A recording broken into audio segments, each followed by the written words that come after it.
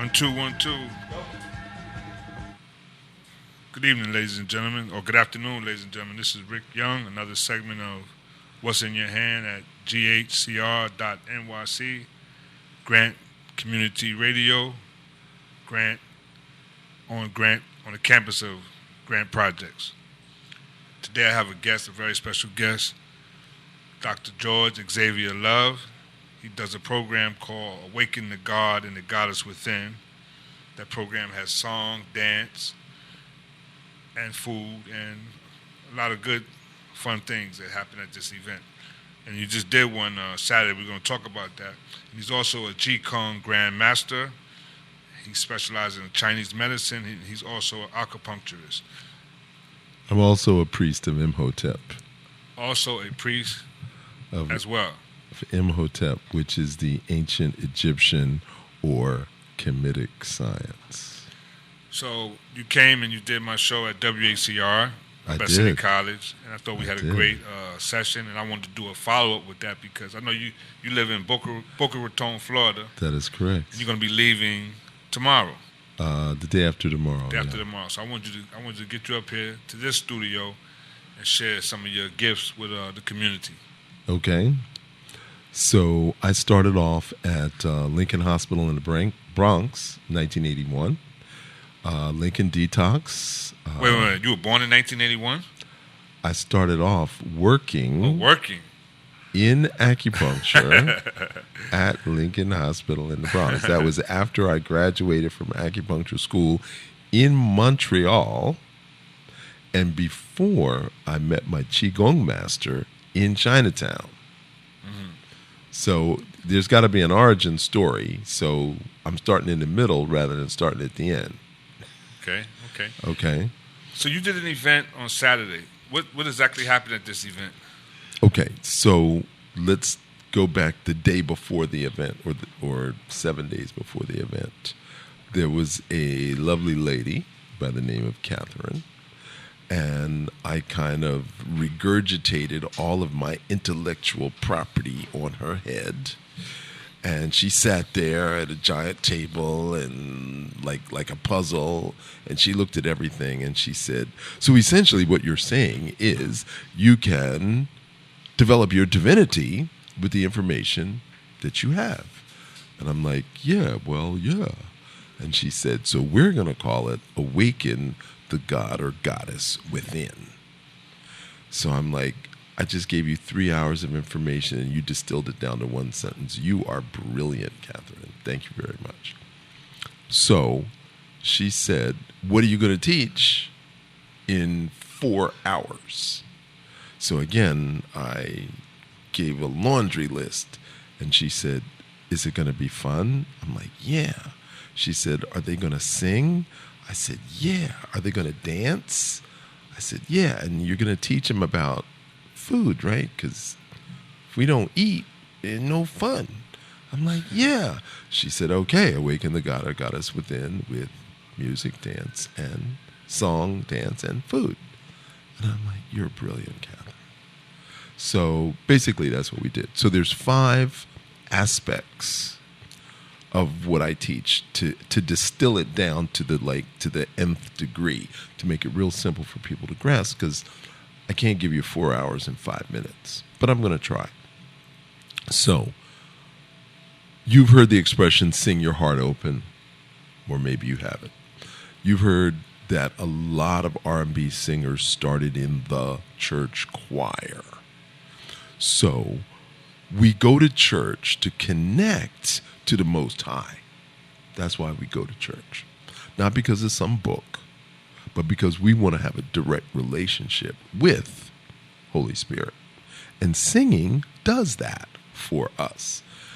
Now, there is the Catholic hymns, which are very dry, and the Presbyterian hymns, which are like really dry. And then there's church. And when you go to church in Harlem, in the storefront, you really get your Holy Spirit on. Is that true? Has that been your experience? Well, I did not grow up in the church. I don't have a lot of church experience. Oh, excuse me, brother. Yeah. I apologize. Okay. 50% of us grew up in the church. 50% did not. So I'm speaking I think it might be more than 50%. Okay, we're not going to equivocate numbers here, but suffice to say, I'm using Christian as a point of reference. So when we sing our hearts open. And when you make the ah sound, ah, you vibrate the heart. And if we did a cross section of the heart, there'd be 4 strings like a harp. The heart is a harp. And when you make the ah sound, baraka, ja, rastafari, all those open the heart. So singing is a critical part of connecting the heart. Now, at the end of prayers, most Muslims say Ameen, and most Jews say Amen, and most Christians say Amen at the end of their prayers. But they don't understand why they say that. So if we make the M sound, where the 2 lips connect and the upper jaw vibrates, it goes to the back of the jaw, and there is a nerve and a blood vessel that feeds the pineal gland. So when you make that M sound, you're vibrating your pineal, which is called the God particle. And then when you make the N sound, the N, and you put your tip of your tongue on the roof of the mouth, and then you vibrate up the nose to the brow, it activates the pituitary gland. So M, N, so heart, pineal, pituitary, which automatically opens your crown. And whatever prayer or affirmation or declaration or supplication, you vibrate that up and it connects to the Most High, whatever name you want to give him, her. One of the things that we discussed on Saturday that really was impressive to me is you talked about your 5 teachers. Can you kind of just run by your 5 teachers again? I really like that. Okay, but I thought you wanted I can do that, but I thought you wanted the substance of what we taught at the Awaken, because right now I'm the teacher. if you will forgive me. So the next thing is the story or the allegory. And all of us have a story. And there are only 12 stories in the world. And every one of the 7 billion people on the planet is only one variation of the 12 main stories. So my mother died, my father died, there was a drought, there was a famine, there was a war, there was an earthquake, there was a flood, the government arrested us, we had to move, our money got stolen, whatever it is, we all have a story. And that story becomes our subconscious program. And from that, we develop an attitude, we develop a perspective, and we develop a perception. So our chip, which is a childhood program, plus the app, APP, equals our operating system. Now, you think that you are a black person. Is that true? It's not that I think. That's how I was raised. I was raised as a black person. You were raised as a black person. Right. Now, are you a spirit that has a body or a body that has a spirit? I would say I am a spirit that has a body. Okay, do spirits live forever? That's pretty much. You would have to answer that question. Right. So spirits live forever. Do spirits have color? You're the teacher. I'm here. I'm the student. Okay, you're spirits, the teacher. Okay, probably not. Okay. There's a 99% spirits don't have color. And do spirits have gender? Now you asking me that question? I'm asking you the same question. I would say I don't know the answer to that question. Okay, probably not. Okay. So spirits live forever. Why probably not? Because people who have been reincarnated, who've been tested by science guys, say that in a previous life they were a man or a woman. So if you're a man in this life and then you believe you were reincarnated, and people who study these things say, well, you have a woman, and then you were a man, and then you were a woman, and then so spirits can flip. Yeah, that's a little disheartening, man, because if you are a man now and you could have been a woman in a previous life. Lord have mercy. Okay, so so we could spend a whole hour just on gender issues, but I want to keep this simple. Okay. So what I'm suggesting is that you chose to come into this life in your body with your parts and your skin color. Now, there's a lot of people that say we don't choose. And there's a lot of people that are wrong. Okay. Explain. Okay. Now, at some point, there was an invasion of some people by another people. They killed all the men and raped the women. And then sometime later, those people got invaded by another group of people who killed all the men and raped the women. And if we go on and on and on and on and on, then there is no such thing as a genetic ideal except in our minds. So if we go back 16,000 years, 25,000 years, 35,000 years, you might be able to find a genetic ideal. But just like we have different kinds of dogs, you have German Shepherds and you have Dachshunds, and they can mate and make different kinds of dogs. All right? So there is no genetic ideal of a black person versus a white person. All that stuff started around 1600. The idea of black and white being separate and lesser or greater or whatever distinctions we want to call. Before that, it was just in the subcontinent of Africa, there are more racial differences than the entire world combined, just within the subcontinent of Africa. So if there were no white people and there was no Chinese people and there was no Hindu people, if those people didn't exist at all, there would still be 2,000 languages in Africa. 2,000! And we'd be fighting and enslaving and doing stuff to each other, with each other. Okay? So the ideal of a monolithic, this is black, doesn't really make sense scientifically.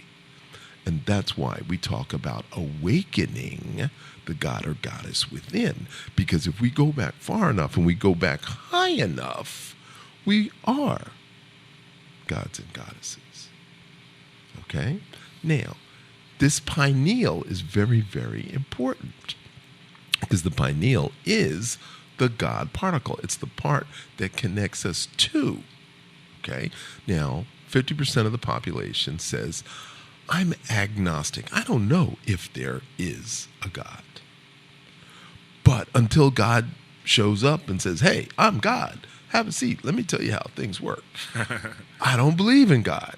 And I totally get that. But we do have DNA. There is a spiral that is our DNA. And if we go back, all of our DNA goes back to the same source. 4 million years. Your DNA is 4 million years old. Her DNA is 4 million years old. That means that you have always lived and never died. You are immortal, Rick Young. You are the product of 4 million years of evolutionary process. Act like it. The minute you claim, I am a black man, you've limited yourself. And we call that self-limiting beliefs, automatic negative thoughts, and self-destructive behaviors. I would rather claim divinity and act like I am divine. Now, human beings are animal, human, and divine. And that's science. Okay, so we have a reptilian brain, we have a mammalian brain, and we have a higher brain, which they call the prefrontal cortex. Now, if science can divide the brain into 3 parts and say evolutionary, we started as lizards, And then we became mammals. And then we became divine.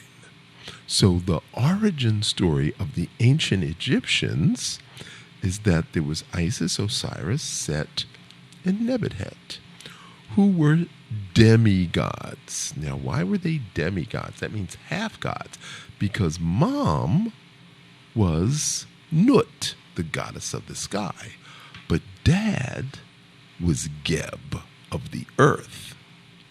Now, mom was married to Ra. So Nut and Ra were husband and wife.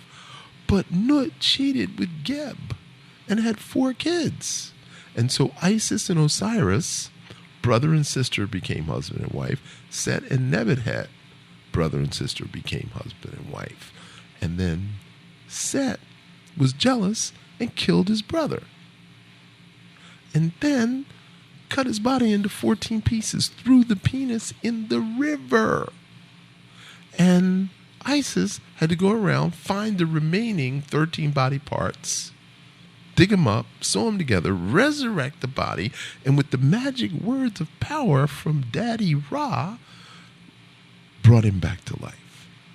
And without a penis, his Holy Spirit entered into her body, and she got pregnant with Horus, who we call Heru, who was actually Jesus, which is the model for what we call Jesus. And the sister Nebuchadnezzar said, I want some of that Holy Spirit. And he put his Holy Spirit in her, and she had a baby called Anubis, who is the jackal-headed or the dog-headed god, who is the protector of his half-brother, Heru. Now, that's if you believe in Egyptian stuff. You don't have to believe in any of that. But that is a basis, and there's enough of us that do believe that we can use that as a point of reference. Just like earlier, I used Christian as a point of reference. But you don't need any of that to understand that you are a divine being, because if you believe you were created, then how did your mother and father create you? Dun, dun, dun. Well, here's a question that I want to ask. I want to know why. I asked you a question. No, but I'm asking the questions. I want to know why people have such difficulty tapping into their divinity. And that's... Oh, that's easy. Because we have self-hatred. And where does the self-hatred come from? Okay, that's an excellent question. Have you heard of the doll study? Yeah. Okay, so the doll study, they took a little black girl and they showed her white dolls and black dolls and which one's a good doll, which one's a bad doll, and so on and so on. So 25 years ago, they did that study. 3 years ago, they did the study again. It turned out identical. Then they took white and Hispanic girls and they did the same study with the dolls, and the Hispanic girls said that the white doll was good and the Hispanic doll was bad. Now, that was deep. So that means that self-hatred exists everywhere, and not just in black people.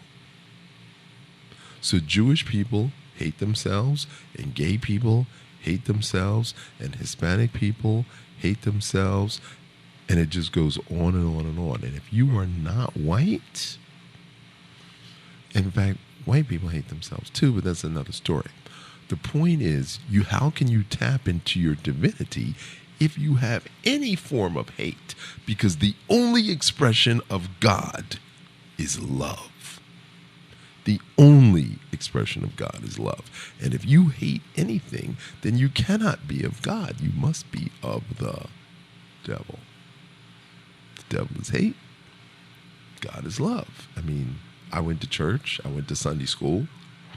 God is love. That's what we were taught in Sunday school. So as an adult, I know that God expresses love. Now, what is the best way for people to tap into that divinity? Thank you. So that leads me back to the story and the allegory. And then that goes into the singing to open your heart.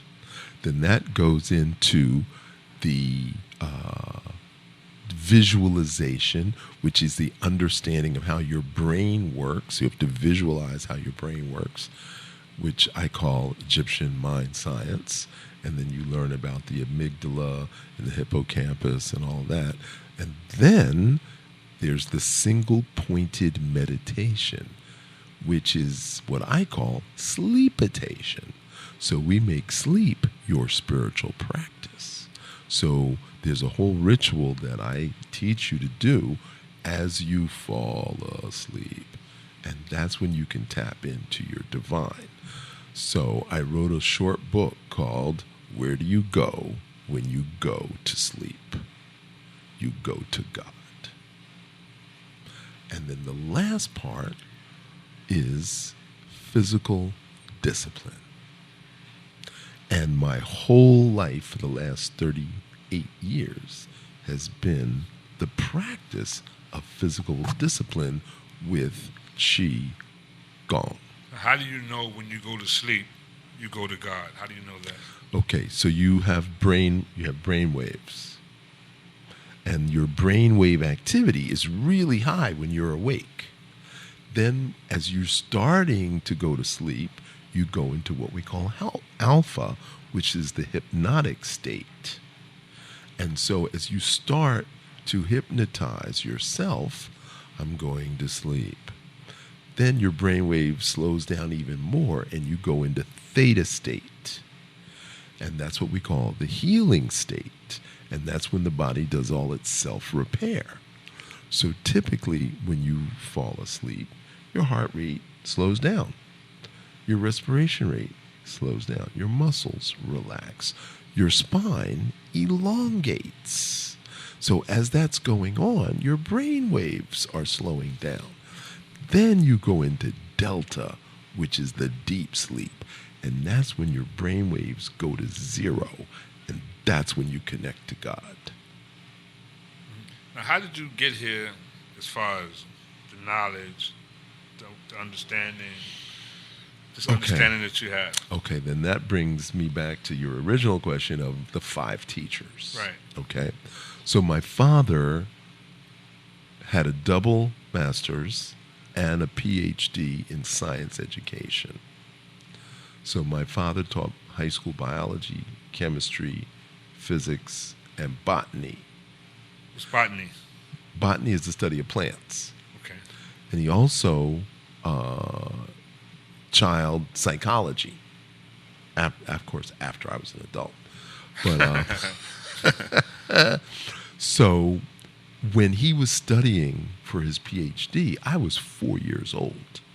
And he put me on his lap. And he would read his science books to me. Well, he was actually studying. Now, I don't know. I was just happy to hang out with Pops. You know what I mean?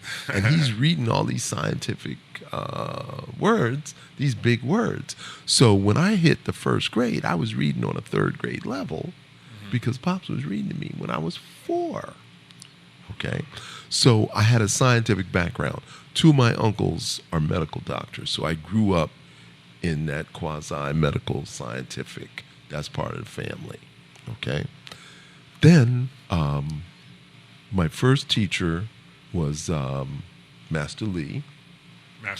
Master Lee in Chinatown, New York, who taught me. Would that be Bruce Lee? Lee being one. Okay. Lee being the last name. Okay. And then the second teacher is Heru Ankara Samaj, who's still alive, still in Chinatown, and he's got an Egyptian jewelry store. And he had this huge library, and he taught me so much about ancient Egypt. And through him, I met Dr. Wolde Kite, who became my mentor and who ordained me as a priest of Imhotep. And Wolde Kite was from Guyana, South America. And he was ordained as an Egyptian Coptic priest. So, again, heavy, strong Christian background and Egyptian Christian background. So that's where I got all my brain science from. And then my spiritual science I got from Preston Johnson, who grew up in the hood in Baltimore and who was a history teacher and then went on to become a real estate millionaire. He owned 13 businesses. And so how a kid from the hood, single mom, who cleaned houses, how he could go from that to becoming multimillionaire and then becoming a spiritual teacher. And he was just a regular dude. He was just an ordinary dude. You know, he didn't look special. He didn't talk special. He didn't like act spiritual. He was just down to earth, brother. He didn't act spiritual. How does a spiritual person act? Well, I guess they act like the Pope, the Dalai Lama. I don't know. But he was just a down-to-earth dude. But he taught spiritual principles. Now, whether you act on those spiritual principles, again, everything's a choice. So he said to me, George, you cannot afford to have a negative thought. And at that time, I was an intellectual idiot. So I read a lot of books, but I wasn't people smart at that moment. I wasn't people smart. I was book smart. And he kept correcting me. And he's like, stop saying probably. Stop saying can't. Stop saying won't. Cut those words out of your vocabulary. And then at some point, he just looked at me and he says, I'm going to fine you $1 every time you say something negative. When we got to $5, I was like, shit, I got to stop this. Where did you find this money at? He fined me. He just said, you got to give me $1 every time you express a negative. Oh, you got to give him. I got him $1 Oh, he was every fining you. I thought you said okay. F-I-N-E, not F-I-N-D. I like that. I like that method. So I want to use that one. He had other students. I was not his only student. I was his 5th student. So the other 4 students, we all got together, and he deputized us as the thought police. Okay. And we had little cards printed. I'm a deputy in the thought police. You cannot afford to have a negative thought. And every time you express a negative thought in my presence, you got to pay me $1. And boy, we had so much fun with that. We busted everybody. So Preston taught me the spiritual principles, but the science, spiritual science, came from Wole Kite. And the biological science came from my father. So when we were in the studio Friday, we had other guests. They were putting together a play. That's right. And I had to stop. I said, hey, hold up. No. Because a few times she said some things that I thought was negative, pretty much. What they said? The lady, lady who was one of the ladies that was involved in the putting together this play. Right. And most people don't realize how much negativity they speak into existence. Yeah. That is correct. Yeah, they don't. How can people become more aware of the words that's coming out of their mouth? Well, unfortunately, you're going to have to take my Awaken the Goddess Within course. You can't... the mind that made you sick is not the mind that can make you well. You cannot figure it out. You cannot read it in a book. You have to have the direct, actual experience of a teacher. Okay, you can't learn anything. You cannot learn to make love from a book. You have to actually get down and dirty and do it until you figure it out. Okay?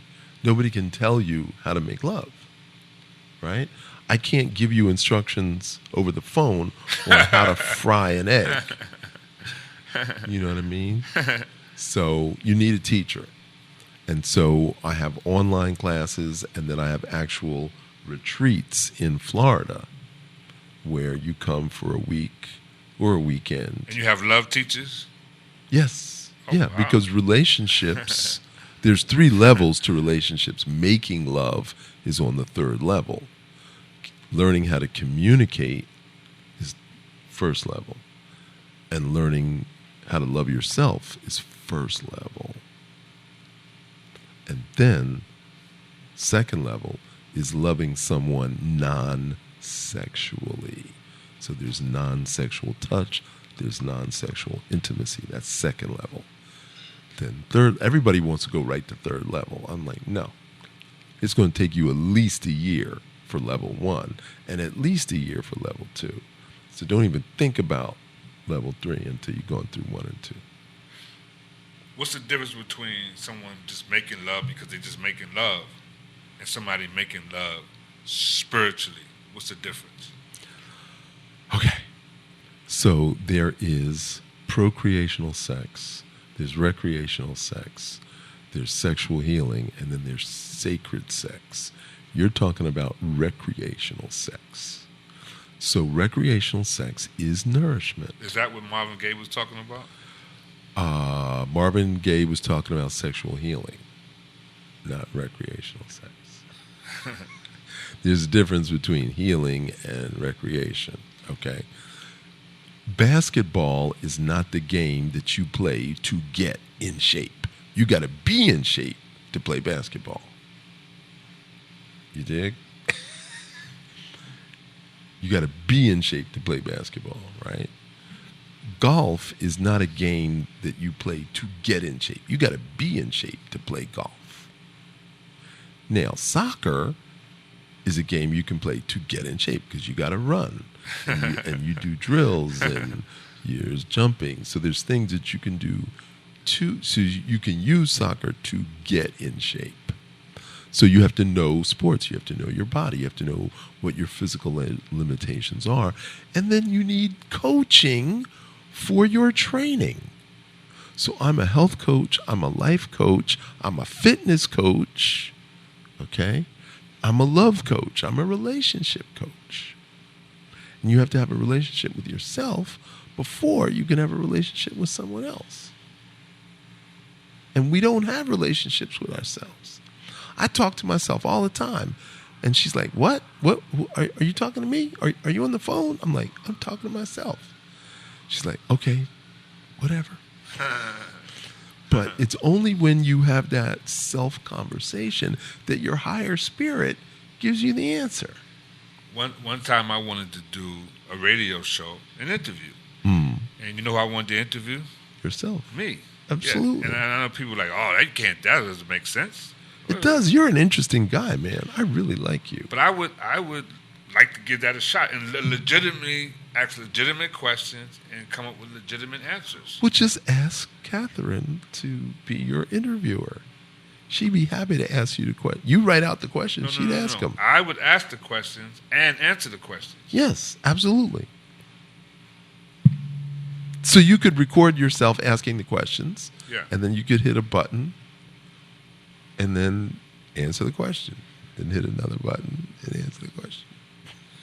So I have a question for you. Okay. Why are you here? I am here to awaken people to the power that they have within their own body, within their own heart, and within their own mind. Body, heart, spirit. So if you recognize that you're a spirit that uses a body as a vehicle, how do you want to treat your vehicle? Are you driving a Bentley? Are you driving a Lamborghini, a Ford 150, an Escalade, Audi 5000, a BMW Sports? What kind of vehicle are you driving?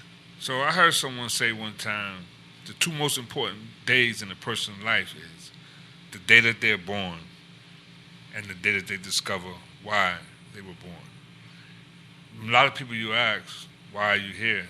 They don't have an answer for that. That is called the unasked question. Who am I and why am I here? Mm-hmm. Those are two very, very important questions.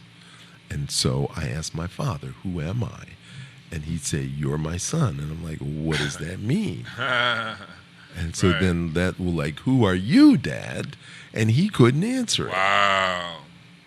Wow. If you can't tell me who you are, how are you going to tell me who I am?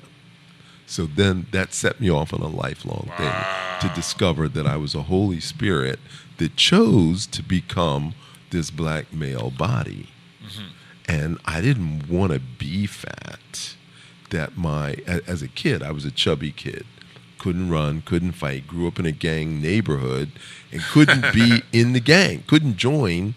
And I grew up on a dividing line between Gang A and Gang B. And both of them were trying to recruit me. And my father said, I will beat you to death if you join a gang. So I was more afraid of my father than I was the gang. So I couldn't join the gang. And I was nonverbal. I mean, I read a lot of books, but I wasn't verbal. So I kept saying, who am I? Who am I? Who am I? Who am I? And then I discovered that I was a spirit who chose to have this experience, not because it was horrible to grow up in a hood being a black kid. It was a challenge to learn how to deal with uncomfortable circumstances, because the world is bigger than the hood. And then when I was in Brooklyn, when I moved to Brooklyn, and I would talk about stuff in Manhattan, and they're like, I've never been to Manhattan. And I'm like, how old are you? 27? And he's like, I've never been more than 10 blocks from the house I was born in. Wow. And I met so many people like that who never went outside their neighborhood because of fear. Fear of the police, fear of white people, fear of something. That really twisted my head. And I'm like, I'm going to go to as many different countries as I can. Countries. Not cities, countries. Okay. My friend Les Brown said, one of the things that he said is, why are you here? Where have you been? And where are you going? And where are you going? Exactly.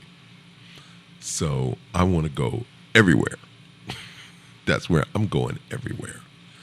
And where I've been is to learn how to move forward. Why did you pick Boca Raton, Florida, to live now, at this time, at this stage in your life? I have the uncanny knack of always being in a wealthy area. Mm-hmm. I didn't plan it. So I moved to Miami Beach when Miami Beach was hot.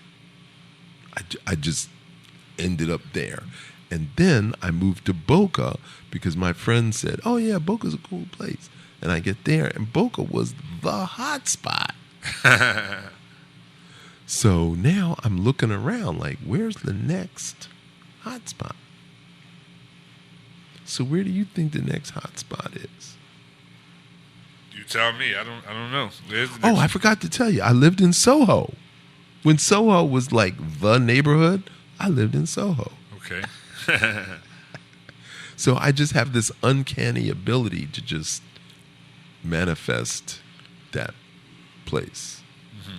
So I'm looking to leave Boca in the next 12 months. So what's the next hot spot? I'm not going to tell you till I get there. Okay. Because I don't want anybody else to beat me to it. Yeah. Well, you might leave Boca Raton, Florida, and then I might go there. Well, I would have created a nice, safe place for you to come. Because the funny thing about it is that most of us New Yorkers, we think that New York is the place, and there's no other place. I mean, I'm sure New Yorkers do travel, but a lot of us feel that New York is the place and the place to be. You got to go to L.A. You got to go to San Francisco. Never been to L.A. Never been to California. You got to go to Portland, Oregon. You got to go to Seattle, Washington. You got to go to St. Louis. You got to go to Chicago, Illinois. You got to go to New Orleans, Louisiana. You got to go to Baton Rouge. I was in Baton Rouge, Louisiana. I volunteered when they had the flood in New Orleans. I volunteered to go there. There was 5 acupuncturists. I organized it. So I got 4 of my acupuncture buddies. And we flew in, rented a van, and we came with clothes and everything. And they wouldn't let us into New Orleans. It was under quarantine. So they directed us to Baton Rouge. Come to find out, there was 50,000 refugees from New Orleans in Baton Rouge. So we ended up in the right place, again, by accident. And we ended up treating all these people in Baton Rouge. Yeah. And I was like, wow, Baton is stick and rouge is red. Baton Rouge it stands for the Red Stick Indians. And the Red Stick Indians intermarried with escaped slaves. So the Red Stick Indians is black folks. That blew my mind because I didn't know that till I got there. Then I found out that there's at least 10 different Native American tribes in Louisiana that mixed with black folks. So black folks are Native Americans everywhere, and we don't even know that. So how come they know who they are and we don't know who we are? That's the question. Interesting. Speaking of quarantine, I understand that Columbia University is under quarantine now. Are we anywhere near Columbia? We are? Not far, yeah. Well, then we ought to shut the show down and get out of Dodge. Yeah. But before you do that, tell me about this acupuncture. How does that? Tell me about that. I'm so glad you asked me about that. Okay, so acupuncture is the wrong word. The Chinese call it Jing Lo, which means meridian therapy. The French went to China in 1730. The Chinese had invented steel 100 years before the European. And so they were doing meridian therapy with hot stones, with pressure, with moxibustion, which is an herb called mugwort, with magnets, with pressure with seeds. They would cut the skin open, embed herbs in the skin, and then sew it back up. So there was 9 different ways they were doing meridian therapy before they invented a pen. So acupuncture is the most modern technology of meridian therapy. So when the French went there in 1730, they saw them sticking the steel pins, and they said, acupuncture. And so that French word became acupuncture in English. And it's been called that ever since, but it's the wrong word. The correct word is meridian therapy. Now, if you've never heard of acupuncture, and somebody said, oh yeah, I'm going to stick this needle, this metal object into your skin, you'd be like, get the hell away from me. You're not sticking any metal objects in my body. Dude, you're crazy. And that is exactly why nobody wants acupuncture. They'd much rather have meridian therapy, which increases the flow of electromagnetic energy, just like the blood flows through the veins. So imagine you're a traffic controller and you have a laptop computer. You hit one button, all the red lights turn green. You hit another button, all the green lights turn red. So you can change the flow of traffic in your city by hitting the buttons on a computer. Now, wherever there's a traffic jam, there's pain. Wherever there's weakness, there's no traffic at all. So you want to control the flow of traffic so that it's even all the time. So that's what acupuncture does. So first of all, I have to determine what your flow is. And then I have to figure out where the buttons are. How do you determine where the flow is? By face, looking at your tongue, feeling your pulse, watching you walk, doing a health history.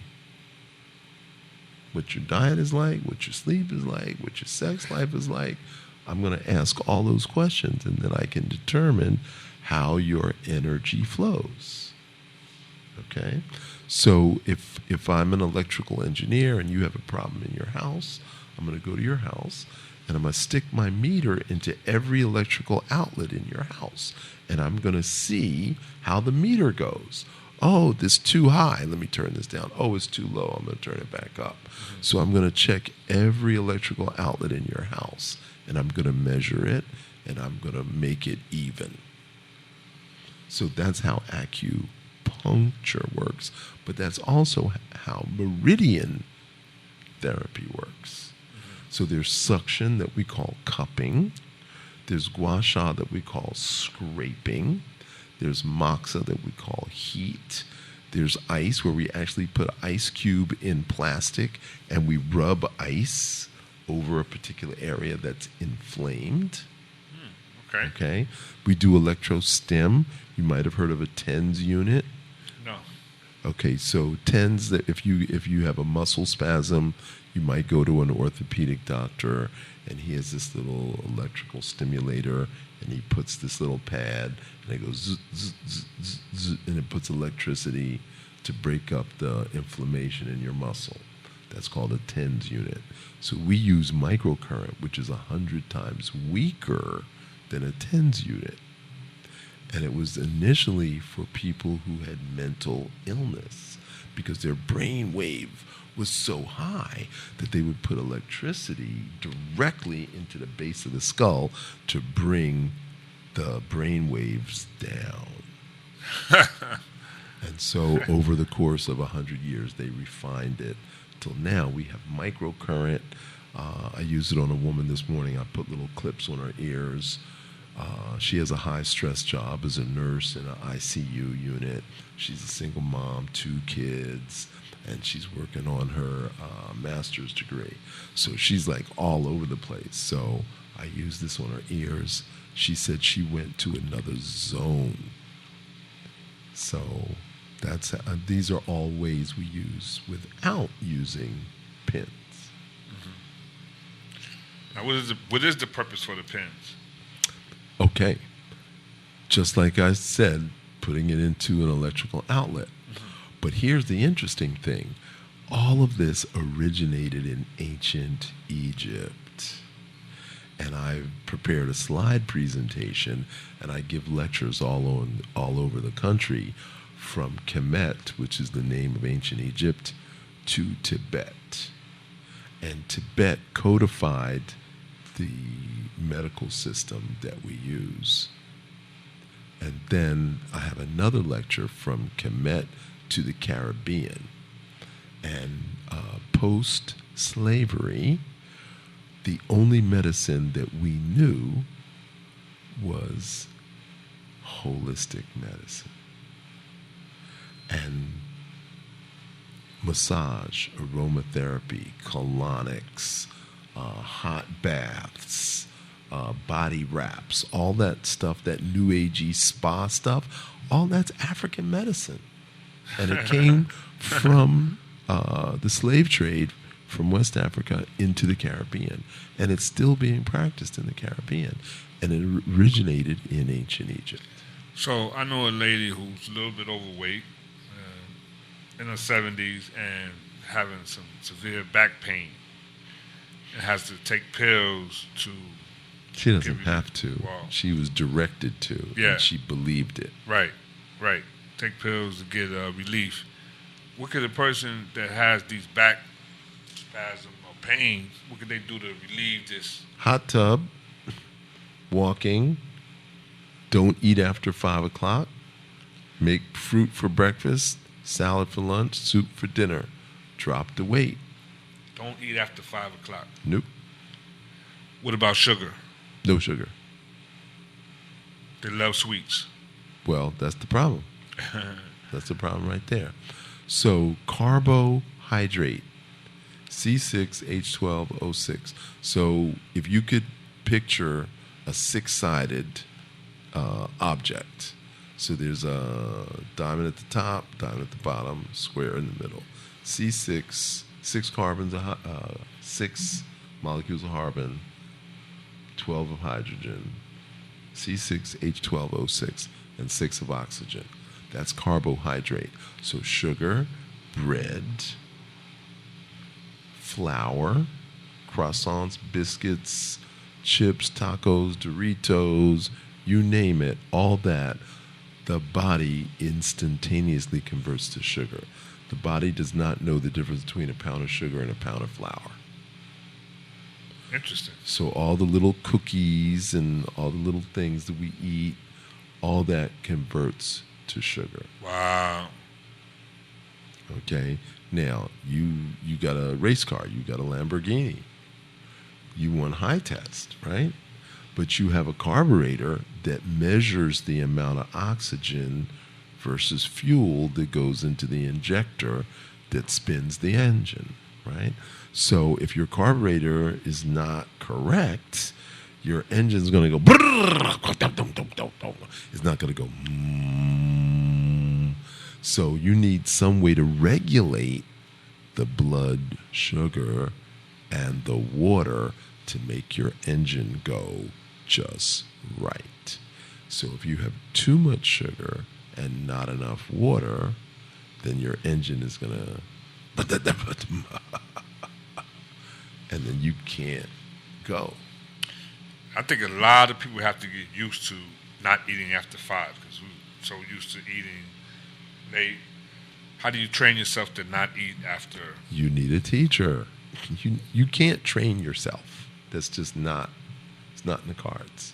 You need a teacher. You need an accountability partner. You need a team. There should be a family health person. So every family needs to have a health practitioner that studies with someone like myself. And then that is the go-to person for that whole family. Because people get sick and they run to the emergency room, that's $500 bill right there. Mm-hmm. Okay? So that's blood tests, x-rays, sonograms, whatever. And if you had a health advocate as part of your family wellness, then you go to that person and they would say, oh, you don't need to go to emergency for that. Just do this, just do that. You know, gargle with sea salt and lemon, brush your teeth with baking soda. You know, they would give you some really good practical advice, but you can't train yourself how to do that. Mm-hmm. What about stretching? Okay, the problem is too little, too much. Again, you need a coach. What do you mean too little, too much? You can stretch and not do enough to be effective, and you can do too much and get injured. That's why you need a coach. Okay. Now, when you started out boxing, did you teach yourself how to box? I did not. You had a coach. I had a coach. Right. I had a teacher. And when your coach I had a very good one. told you to run, did you get a running coach or you just ran on your own? I ran on my own. Okay. Did he give you advice? Did he watch you run? He did not. I probably needed a running coach. You absolutely needed a running coach because your footfall, okay? I had a running coach. I had a boxing coach. I had a breathing coach. Yeah. I had a biking coach. Yeah. I had coaches every step of the way because I didn't know what I was doing. And although I love books and spent hours in the library, that book could not answer a question. I needed a person. So one of the things I was impressed with, and a lot of people didn't really get this, is that LeBron James, I read, invests $1.5 million in his training, conditioning, chefs. Off-season, absolutely. Right? So they say, oh, well, he's LeBron James. He could afford that. What do you say to a person that would say, oh, I'm not saying that we have to invest $1.5 million. I had coaches, and I don't remember it costing me that much money. I had a running coach, and I don't even remember what they charged. And I had a biking coach, and then I had a breathing coach. I don't even remember how much they charged. But if you know how to develop a relationship, then there's what we call an energy exchange. And it may not be cash. It may be something else. Now, I like to cook. I don't ever remember them coming to my house and me cooking for them. But I was big on entertainment because I didn't have money to go out. So I learned how to cook, invite people over my house. There you go. Okay? So you have to develop your own way of creating an energy exchange. Okay? But you don't have to pay top dollar for a coach. You got to find somebody that you relate to. Okay, it's just like finding a girlfriend. You don't pay somebody to get you a girlfriend. Yes, so, when you hear the term mind mastery, how do you say it? Divine mind training. Yeah, mind development mastery. Mind development. When you hear that term, mind development mastery, what becomes present for you? Catherine Maruri. Really? Right. Wow, really? Huh, Really. interesting. So what does that mean? I'm going to let... No, she wants me to tell. Okay. You have to become your own parent. And she is a coach that helps you treat yourself better, love yourself better. For example, you don't have any children, right? Yes. Okay. So if somebody gave you a 4-year-old and said, I need you to watch my kid for the next 3 days, would you let the kid tell you what time they were going to go to bed? Or you would say, you're going to bed at 6 o'clock? No, I would tell them what time to go to bed. And you wouldn't let them say, well, I want ice cream for dinner. You would like, no, you're going to eat vegetables, right? Right. So you would automatically create a regulation for that kid for only 3 days. You put him to bed on time, get him up on time, feed him on time. You would do that, and nobody taught you how to do that, okay? But you go to bed anytime you feel like it. You get up anything, you eat whatever kind of crap you want. So that's what she teaches, is how to treat yourself better. Okay? Now, we all have intention. I want to quit smoking tomorrow. And then we go to sleep like, yeah. And then in the middle of the night, you're like, I like cigarettes. I like the feeling of lighting up and taking that first. I'm not quitting smoking. That's self-destructive. So you didn't make a commitment to yourself. So what Catherine does is helps you identify where your commitment is. Because if your commitment does not match your intention, then you're just blowing hot air. Mm-hmm. And she also says, run your life like a business. That is correct. What does she mean by that? Okay. Most of us are not entrepreneurial minded. Most of us like 9-to-5 jobs because we don't like to think. But there's a significant number of us that are entrepreneurial minded. And for those people, you know how to run a business, because if you don't save enough of your gross, you cannot reinvest to buy new product. Okay? So when my son was 10 years old, he said he wanted to sell candles. So I went and I ordered him a case of candles. He got glitter and he got ribbon or string. 10 years old. Okay. And he dressed those candles with glitter, and he glued string around the candle and sold them for 5 times what I paid for them. So I said, I'm not buying you any more candles. So once you sell these candles, you better save enough money so you can buy more candles. My son was on it. So African Street Festival, every year he was out there selling candles. And he made his money and reinvested it. So that's what we call running a business. But most of us don't save our income to invest in buying a house, buying a car, going on vacation. And I hear so many people over 50 telling me, oh, well, I can't afford that. I only made $100 this week. I'm like, I'm sorry, how old are you again? You don't have any savings? Did your son have an unfair advantage?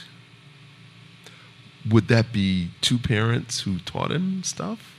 Is that an unfair advantage, or is that just... And you said his grandfather did what now? Well, what does that have to do with me teaching him how to be an entrepreneur? Because his grandfather was not an entrepreneur and had no input on that. It's something about DNA and history, It's all about training. mindset. It's training. If you're not trained, your grandfather could have been the president of a university and you could be a homeless bum. I know a ton of people who have parents who are medical doctors and they cannot do anything. They can't even brush their teeth. So that doesn't necessarily translate. Okay, but he did have. My son did not have an unfair advantage. He had two parents who were both on his butt, and we rode him, so he turned out okay. Well, you got some people that never, if their father walked past them right now, they wouldn't even know that was them. Again, that was a sole contract that they made, And I know plenty of brothers who had a mother and a father in the house who completely ignored them and spent no time, gave no input. And I know other people that grew up either with a single parent. I know a kid whose parents just bolted and left the kid with the neighbor, and the neighbor raised the kid. Just took him in, no formal papers. And every once in a while, the mother or father would show up, give a couple $100, say thank you, and then keep getting up. It's the weirdest thing, man. And this kid, I took an interest in the kid. And so every couple of months I check in on him, I spend time with him, I give him $20, whatever. But this kid is totally self-raised. And his presence and his awareness is off the chain. Wow. That's off the chain. No mom, no pop on a regular input.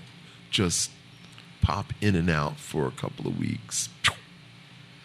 Can we give your website? Please. LoveChineseMedicine.com. There's a little thing for a newsletter. Input your information, and I can get your email, and I can communicate with you. You want to text me, area code 561-502-6200. 561-502-6200. And can we give Catherine's website as well? Absolutely not. She wants everyone to go through one. Got it. Okay. One means of communication. It's less confusing that way. So, what's the plan for you moving forward in 2020? What do you... Okay, so I'm going to come back here May 22nd through June 4th. Okay.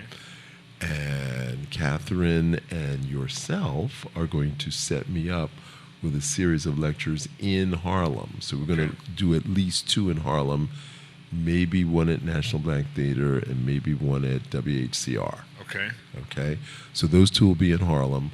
I'm still going to do the one in Lower Manhattan, and there's a strong possibility I'm going to get a suite at the New Yorker Hotel the weekend of the 29, 30, 31 of May. Oh, you're going to get a suite? I'm going to get a suite, and I'm going to be treating people in my hotel room. Wow. That's serious. That's very serious. That I'd like to see. That sounds very interesting. So the New Life Expo is going to be at the New Yorker Hotel. And I will have a booth, and I will be speaking Saturday and Sunday at the expo. And I'll have a suite. What is the New Life Expo? What is that? The New Life Expo is New York City's premier health expo. It's been in business for 24 years.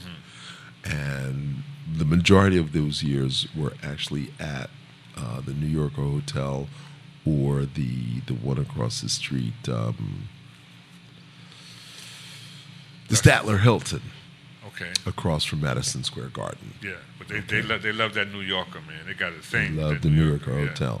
So there's booths. There's over 100 speakers over 3 days. There's 3 speakers per hour.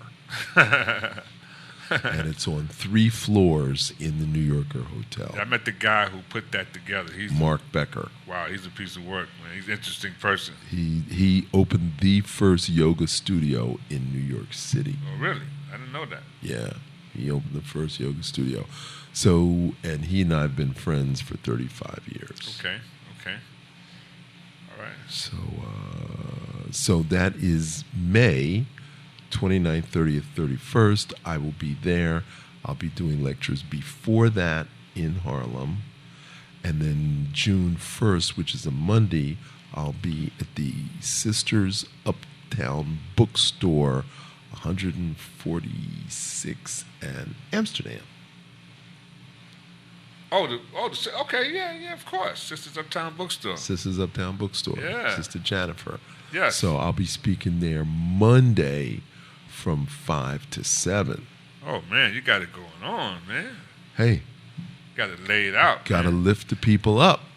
You got to lift them up. That's a nice little blueprint there, man. So how can you support me, meaning the listeners and yourself? The way you can support me is to tell your friends that there is a method to change your life. I call it 5 love transformations. You have 5 organs: heart, lungs, liver, spleen, kidneys. 2 lungs, 2 kidneys, 1 liver, 1 spleen, 1 heart.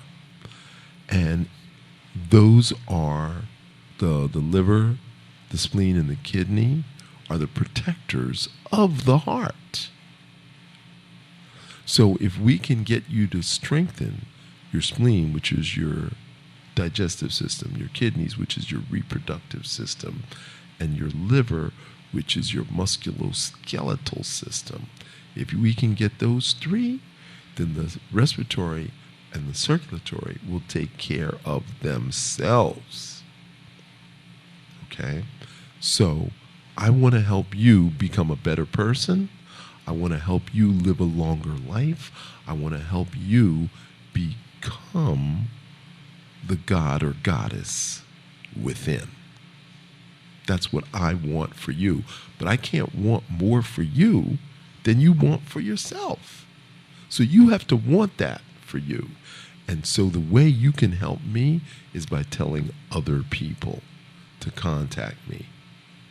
And I do online consultations with Zoom. If you've never heard of it, just text me. We heard of Zoom. We're familiar with Zoom. So we do online consultations, we have online classes, and then we have retreats and seminars. So get out of your financial hole.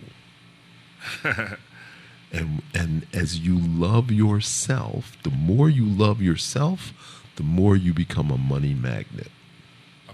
I like the way that sounds, a money magnet. Now, some people might feel stopped because, in the first place, because of finances and money. That's the first thing people tell me. I can't afford you. I can't afford to see you. And I'm like, you can't afford not to. Because what I do is teach you how to love yourself. How to love yourself. And the more you love yourself, the more you become a money magnet. What's that? Resourceful. You become full of resources. The more you love yourself, the more you become a money magnet. That must be so much fun to be a money magnet. That must be so much fun. Dude, I have so much money, I lost $1,000 yesterday. I just lost it. You didn't lose it. You put it in the universe. You didn't lose it. When you get on a certain level, you don't lose money. Some people are so you want poor. $1,000? Some people are so poor, all they have is money. Wow, that's interesting. That's interesting. I know we coming to the end, but can you break that down? I mean, break that down. I like that. Okay. If you believe there is a God, does God need money?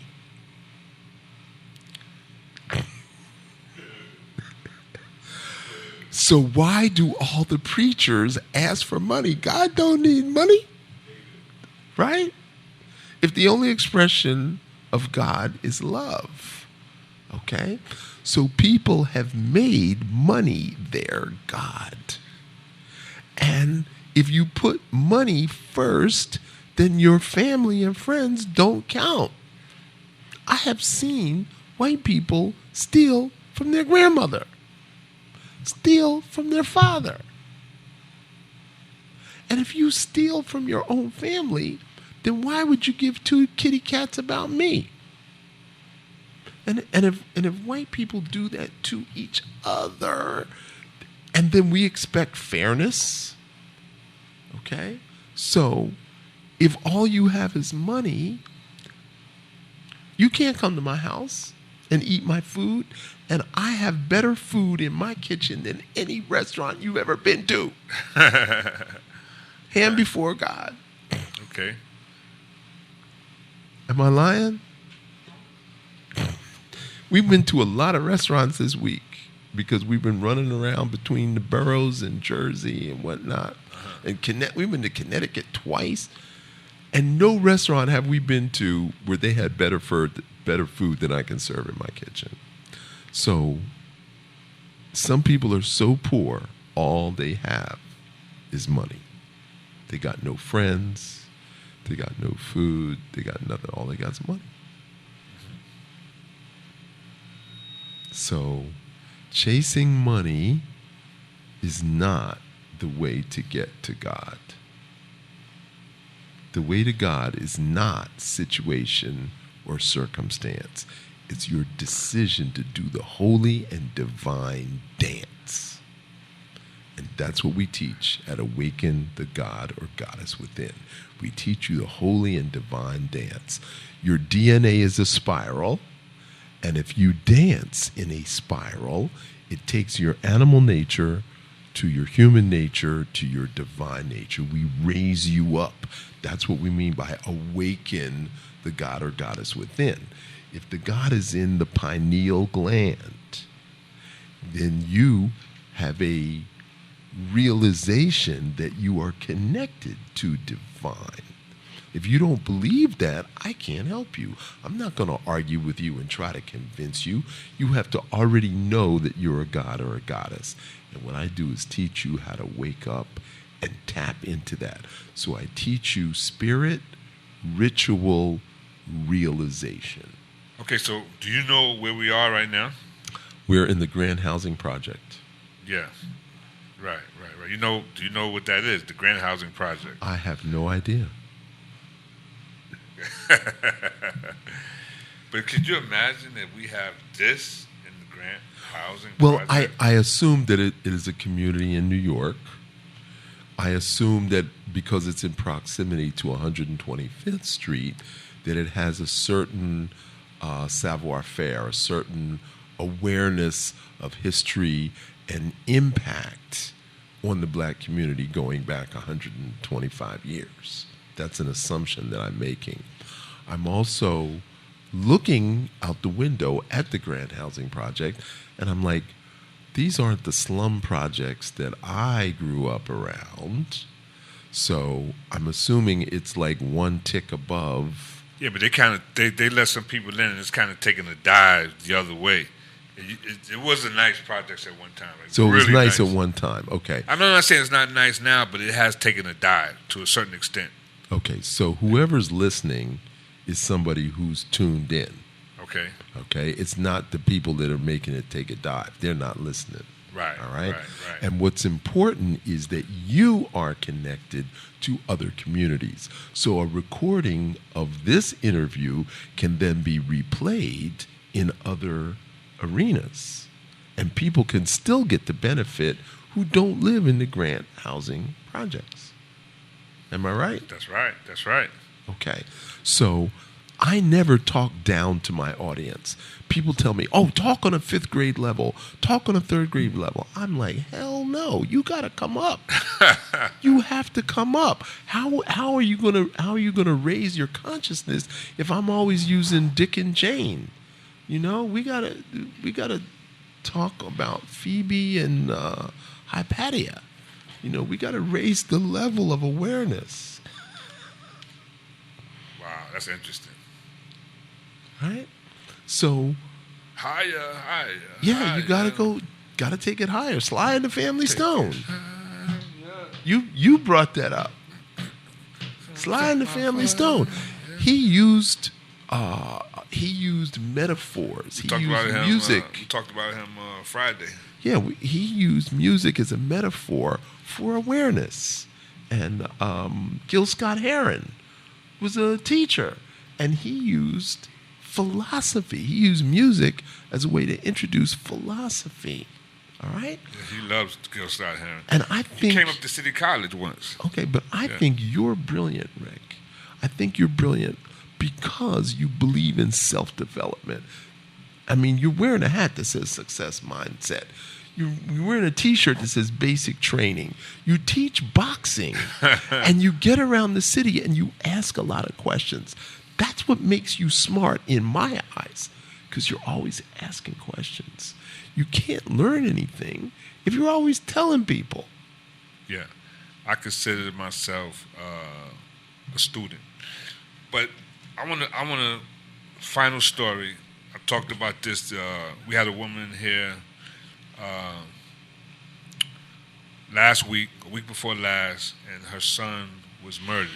15. That's so sad. 15. I was thinking, like, imagine Dr. King being murdered at 15. Malcolm X. I mean, you could go Marcus Garvey. You go on down the line. Right.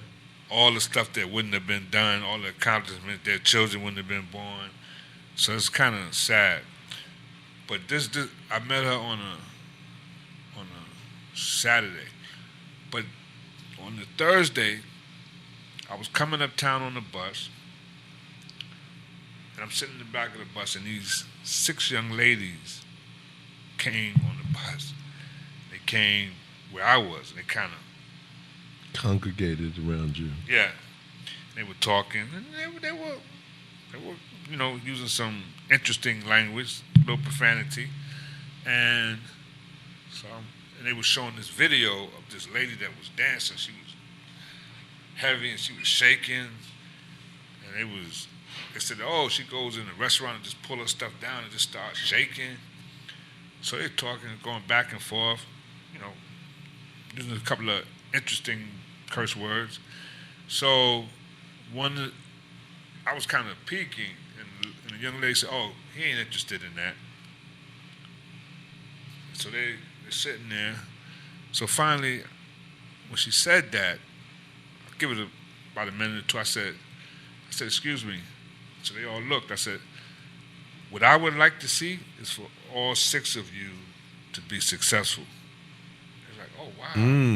They said, wow, thank you. That's great. I said, thank you. He said, oh, wow, thank you. We appreciate that. God bless. I said, wow. So I maybe like a minute went on, and I said, oh, and by the way, it's possible. It's possible. That's what I said. Mm-hmm. And then just long after that, my stop came, I got off. I was like, what just happened? I didn't even realize I was like, you lifted people up. You shifted their awareness. That one word, excuse me, I'd like you to become successful. No, all 6 of you. All 6 of you. Yeah. That was brilliant, brother. Yeah. That was you know what? I think that came from it came from me, but I think it was something else. It's your higher consciousness as well. Yeah, that's what had to be. And I appreciate you, and you've been very aggressive and pushy with me to get me on the air so that I can continue to lift people up. All right. I like that. And I appreciate you, Brother Rick Young. Well, I picked up on your message on Friday. I thought it was valuable, and I thought people need to hear your information. And so that's why I wanted to bring you here as well. And we will do more. Because like I said, I'm a student. I'm here to learn. Mm-hmm. So thank you. Thank Catherine. You better thank Catherine. Yeah. She's a rock star, man. Because I was all set to go to the Russian bathhouse. And Catherine said, you have to teach the people. All right. And if Rick requested your presence, you should go. All right. Okay. Thank you, man. Appreciate it. All right. Thank you, brother. Okay, Catherine, you are a rock star. All right. All right. Do we get that on YouTube? That's on video? All right.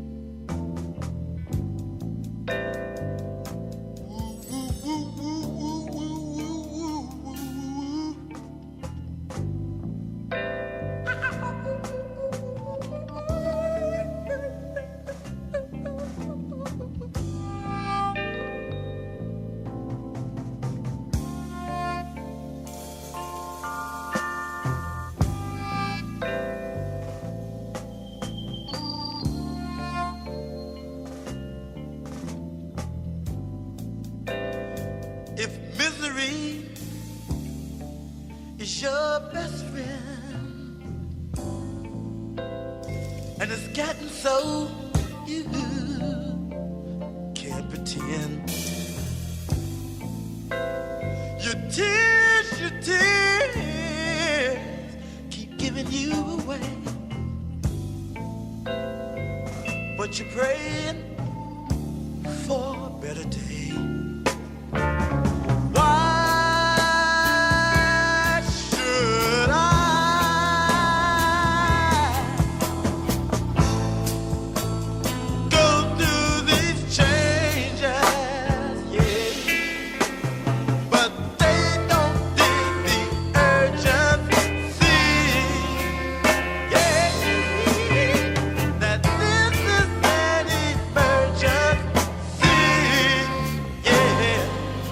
So make it hurt.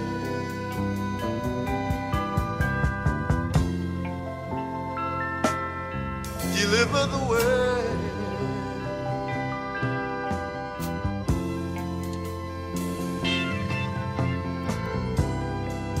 That lonely, lonely feeling.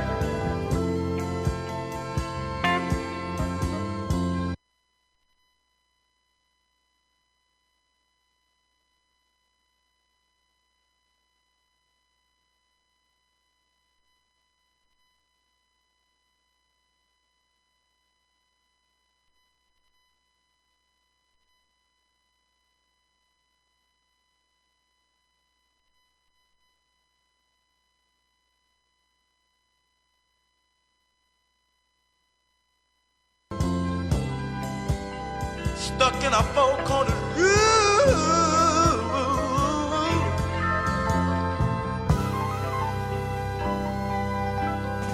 I gotta get out of this place. That's what torment will do.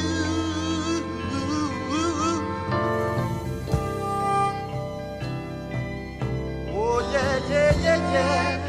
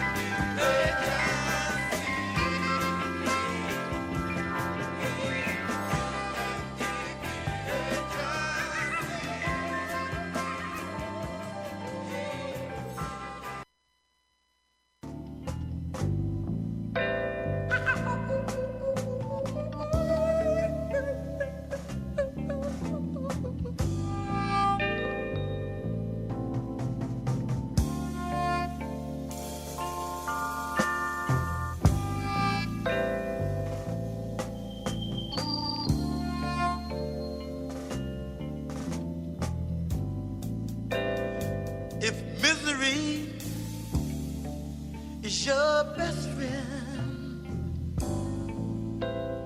and it's gotten so you can't pretend. Your tears keep giving you away, but you're praying for a better day.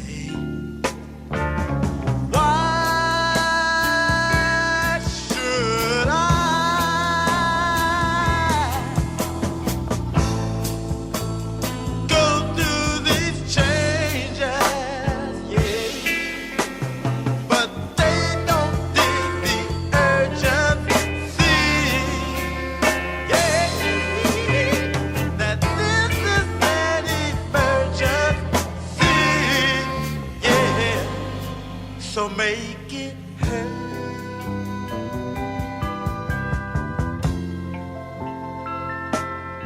Deliver the word.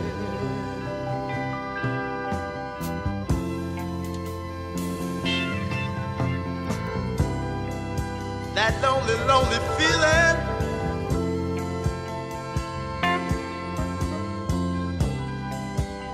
Stuck in a four-cornered room.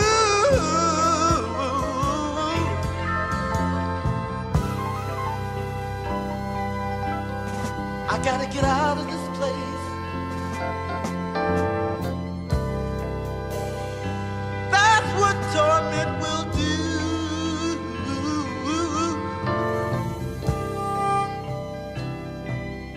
Oh yeah, yeah, yeah, yeah.